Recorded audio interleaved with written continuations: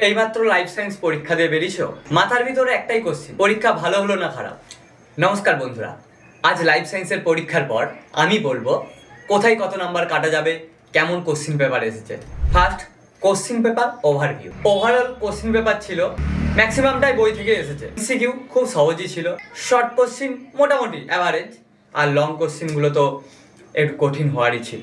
যেগুলো লিখলে নাম্বার আসবেই আসবে, যেই জায়গাগুলো তোমরা নাম্বার অবশ্যই পাবে যদি তোমরা ডেফিনেশন ঠিক লিখে থাকো, ডায়াগ্রাম প্লাস লেভেল আর স্পেশাল কিওয়ার্ডের নিচে আন্ডারলাইন করে থাকো, নিজের ভাষায় এক্সপ্লেন করে থাকো। কমন মিস্টেক যেগুলো সবাই করে থাকে, অনেকে এখানে ভুল করে, কোশ্চিন ফাঁকা রাখা, ডায়াগ্রাম না আঁকা, খুব ছোট উত্তর ও টাইম শেষ হয়ে যাওয়া। এরপর আসি তোমাদের আশা করা যে মার্কসটা ছিল সেটা নিয়ে।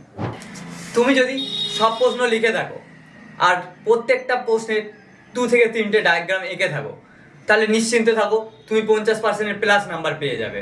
এক্সাম শেষ, টেনশন নিও না, যেটা তোমার হাতে ছিল সেটাই তুমি করেছো। টেনশন করো না, ভবিষ্যতের জন্য আরও নতুনভাবে রেডি হও, আরও মন দিয়ে পড়াশোনা করো। এই ভিডিওটা বন্ধুদের সাথে শেয়ার করো যারা আজই লাইফ সায়েন্সের পরীক্ষা দিয়েছে।